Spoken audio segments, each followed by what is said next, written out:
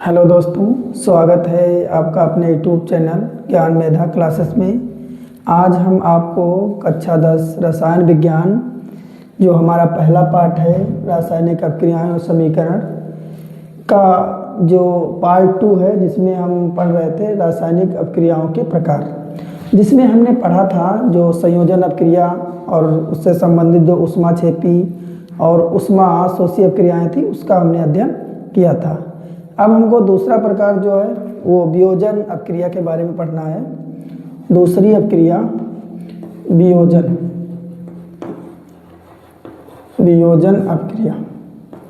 वियोजन को अपघटन भी बोलते हैं, वियोजन अथवा अपघटन अपक्रिया।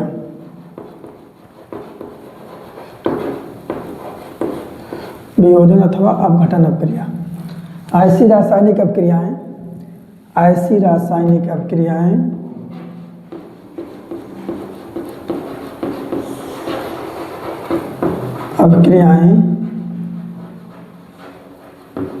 जिसमें कोई यौगिक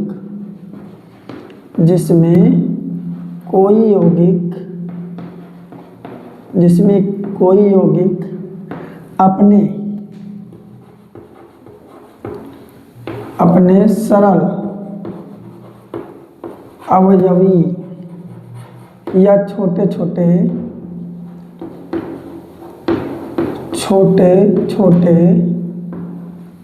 यौगिकों में विघटित हो जाते हैं,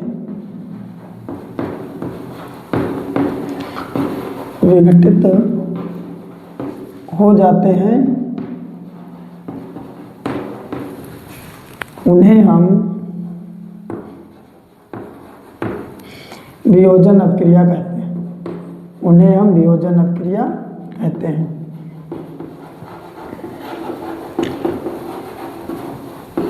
वियोजन अपक्रिया कहते हैं। उदाहरण के तौर पे यहाँ पे हम लिख सकते हैं, जैसे H2O हो गया, जल हो गया, तो जल का हम वैद्युत अपघटन करेंगे तो H2 प्लस O2 हाइड्रोजन व ऑक्सीजन में क्या हो जाएगा, वियोजित हो जाएगा। यहाँ पे देखो हाइड्रोजन के 2 मॉलिक्यूल्स, ऑक्सीजन का 2 है, इधर एक ही है, तो यहाँ पे 2 कर देंगे और यहाँ पे 2 कर देंगे, तो 2H2 प्लस O2 हो जाएगा। हाइड्रोजन गैस और ये ऑक्सीजन गैस में वियोजित हो रहा है। ऐसे ही हमारा दूसरा है CaCO3 कैल्शियम कार्बोनेट है। इसका जब वियोजन होगा, इसका क्या हो रहा है, उसमें वियोजन हो रहा है, तो ये बन जाएगा CaO calcium oxide plus CO2। ये हमारा कैसा वियोजन है, ये हमारा वैद्युत वियोजन है, वैद्युत वियोजन।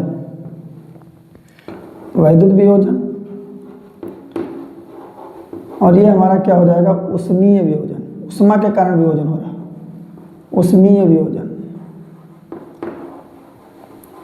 तो इस प्रकार से जो है वियोजन प्रक्रियाएं होती हैं। ठीक है, इसके पश्चात हमको पढ़ना है विस्थापन अपक्रिया। ठीक है, अब हमारी जो तीसरी अपक्रिया है वो विस्थापन अपक्रिया।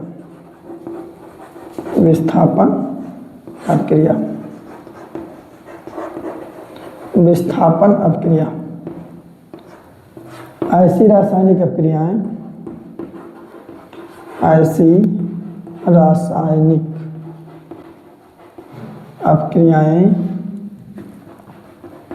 अपक्रियाएं जिसमें उच्च अपक्रियाशील तत्व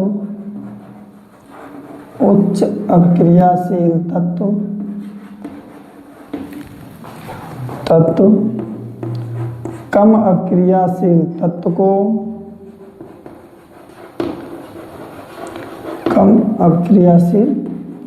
तत्व को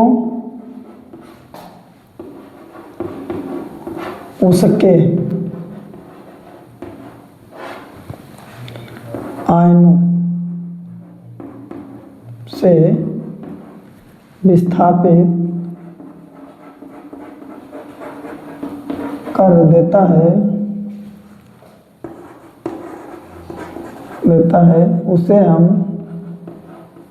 हम विस्थापन अपक्रिया कहते हैं। या ऐसी रासायनिक अपक्रियाएं विस्थापन अपक्रियाएं कहलाती हैं। ऐसी रासायनिक अपक्रियाएं विस्थापन अपक्रियाएं कहलाती हैं। उदाहरण के तौर पे यहाँ पे उदाहरण है, जैसे जिंक हो गया plus H2SO4, zinc plus H2SO4, तो गिव्स आउट यहाँ पे बन जाएगा ZnSO4 और प्लस H2। यहाँ पे जो जिंक है वो हाइड्रोजन से अधिक अपक्रियाशील है, तो उसके आयन से क्या कर देती है, उसको विस्थापित कर देती है और यहाँ पे जो है जिंक अपना स्थान ग्रहण कर लेती है। ठीक है, तो इस प्रकार से जो है हमारा क्या बन गया, ये हमारी एक विस्थापन अपक्रिया हो गई। जैसे यहाँ पे Cu है प्लस H2SO4, तो गिव्स आउट यहाँ पे बन जाएगा CuSO4 प्लस H2।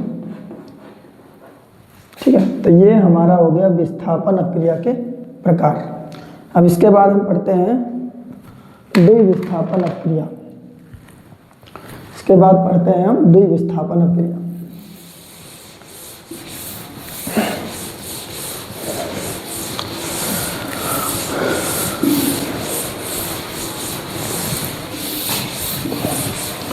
द्विविस्थापन अपक्रिया,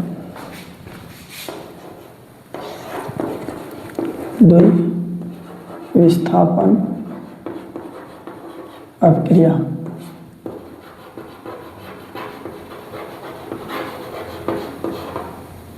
अपक्रिया ऐसी रासायनिक अपक्रियाएं, ऐसी रासायनिक अपक्रियाएं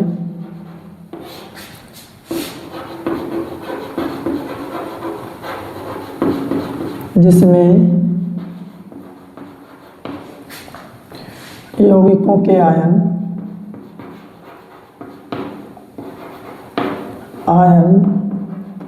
परस्पर विनिमय अथवा क्या करते हैं, स्थानांतरण, ब्रैकेट में लिख सकते हैं स्थानांतरण करते हैं,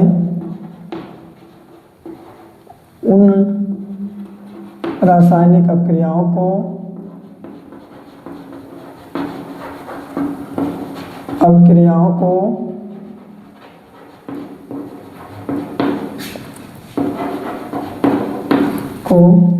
द्विविस्थापन अपक्रिया कहते हैं। द्विविस्थापन अपक्रिया कहते हैं।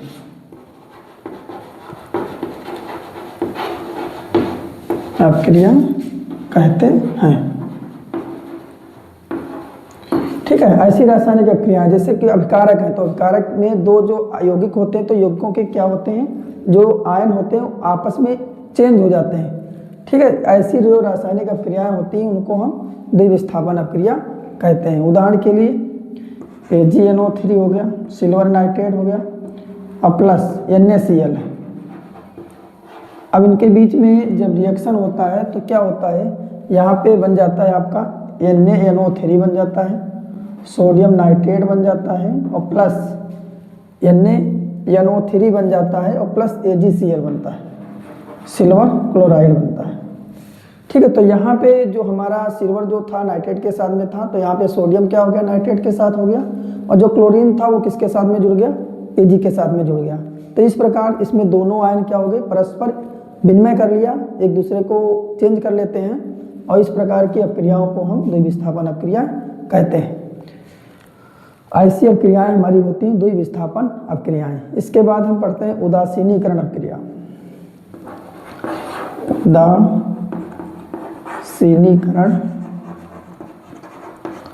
उदासीनीकरण अपक्रियाएं। उदासीनीकरण अपक्रिया ऐसी रासायनिक अपक्रियाएं, ऐसी रासायनिक अपक्रियाएं, ऐसी रासायनिक अपक्रियाएं जिसमें कोई अम्ल तथा क्षार, अम्ल तथा क्षारक या क्षार आपस में क्रिया करके आपस में क्रिया करके, क्रिया मतलब अपक्रिया करके क्या बनाते हैं, लवण तथा जल बनाते हैं, उसे हम या उस अपक्रिया को हम उदासीनीकरण अपक्रिया कहते हैं। उस अपक्रिया को हम उदासीनीकरण अपक्रिया कहते हैं।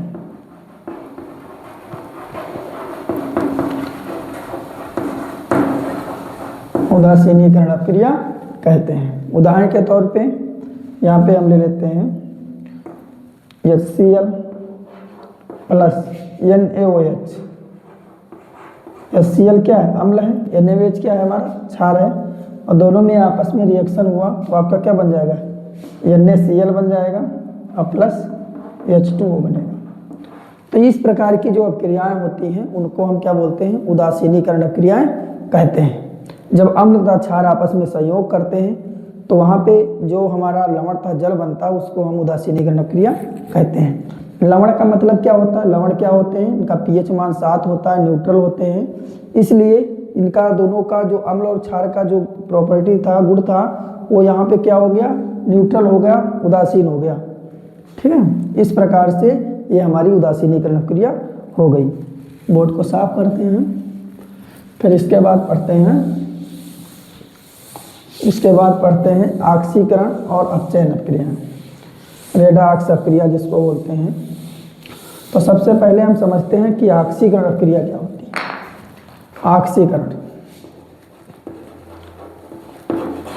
ऑक्सीकरण या उपचयन भी कहते हैं इसको, उपचयन। तो ऐसी अभिक्रियाएं जिसमें ऑक्सीजन का योग अथवा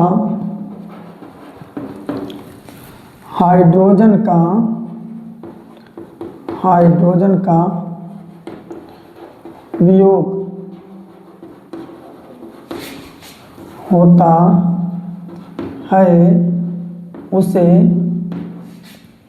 ऑक्सीकरण अपक्रिया कहते हैं। उसे ऑक्सीकरण अपक्रिया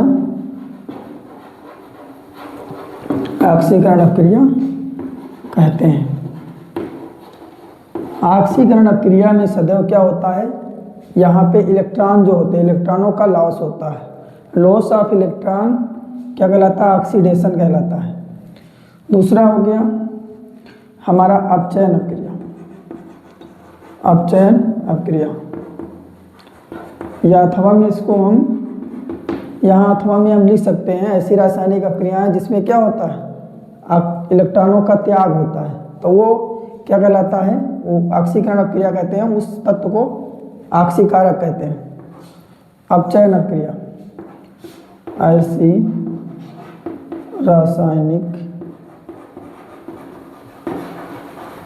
अपक्रिया जिसमें हाइड्रोजन का योग अथवा ऑक्सीजन का ह्रास अथवा वियोग होता है उसे हम क्या कहते हैं, अपचयन अपक्रिया कहते हैं। अपचयन अपक्रिया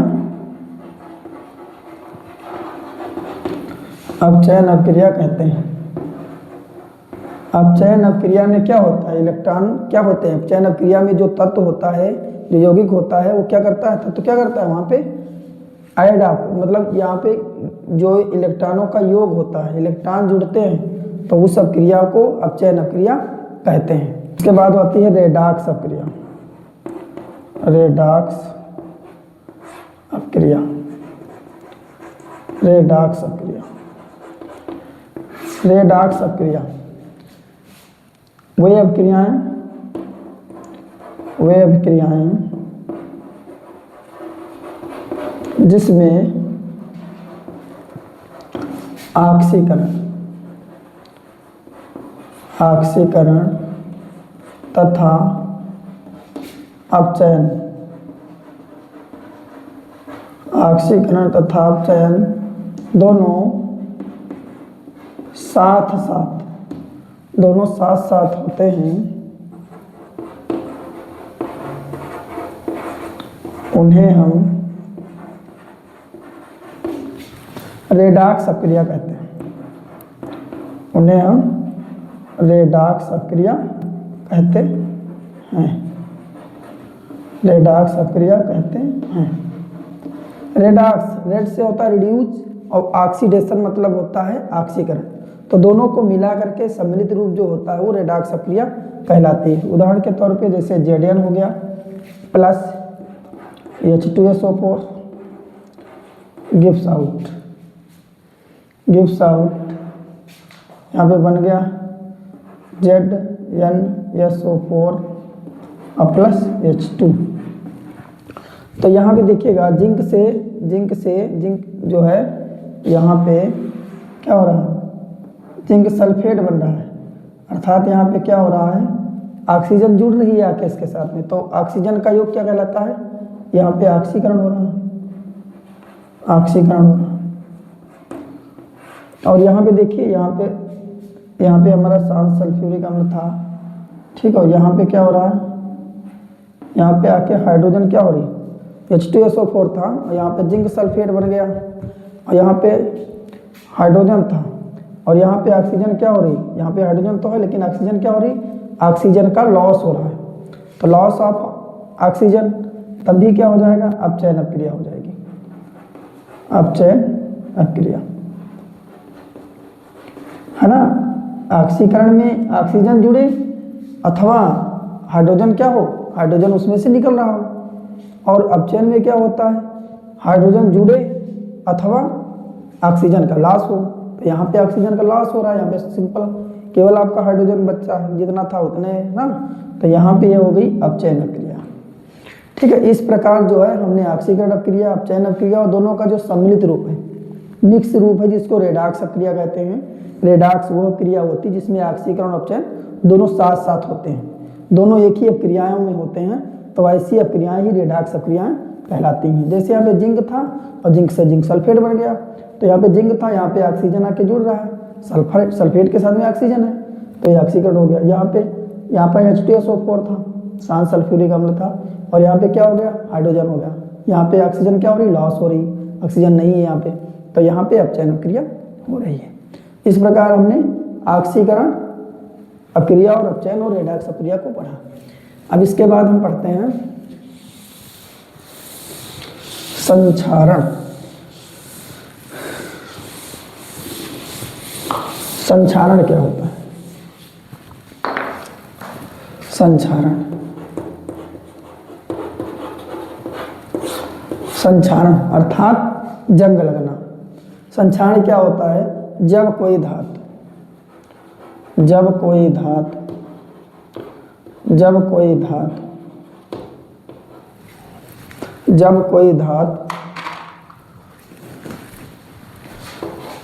वातावरण में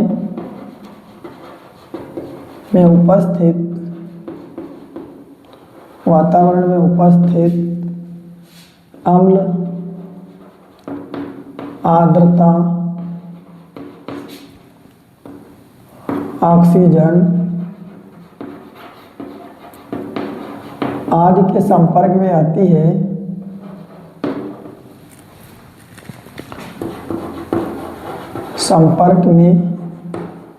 आती है, तो वो संक्षारित होने लगती है। संक्षारित होने, तब वो संक्षारित होने लगती है इस परिघटना को, इस प्रक्रिया को, इस क्रिया को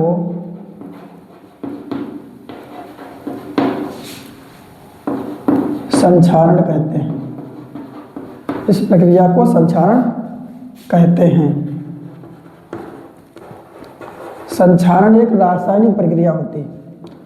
संक्षारण एक ऑक्सीकरण की एक रासायनिक प्रक्रिया होती है। संक्षारण एक रासायनिक अभिक्रिया होती है। रासायनिक अभिक्रिया होती है। एक रासायनिक अभिक्रिया होती है। यहाँ पे उदाहरण के लिए हम एक ले रहे हैं जंग जो हो लगता है उस पे, लोहे पे। तो यहाँ पे 4Fe plus 3O2 plus 2XH2, ये क्या हो गया? जल की नमी, आर्द्रता हो गई। जब खुले वातावरण में है तो यहाँ पे बन जाता है 2Fe2O3, 3Fe2O3 O3 into XH2। ये फेरिक हाइड्रेट आपका जंग हो गया। यहाँ पे जंग का सूत्र हो गया। ये हमारा हो गया जंग का सूत्र। और इसके बाद में हमको पढ़ना है विकृत गंधिता। विकृत गंधिता, विकृत गंधिता। विकृत गंधिता क्या होती है? जब कोई खाद्य पदार्थ, जब कोई खाद्य पदार्थ, जब कोई खाद्य पदार्थ लंबे समय तक रखा जाता है, लंबे समय तक रखा जाता है, तब उसके स्वाद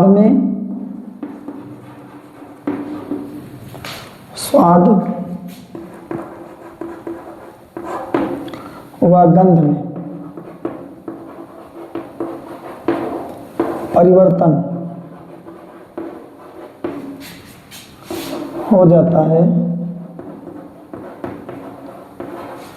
जिसे विकृत गंधी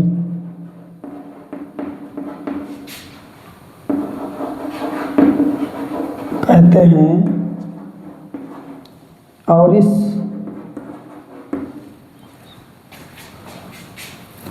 प्रक्रिया को विकृत गंधिता कहते हैं।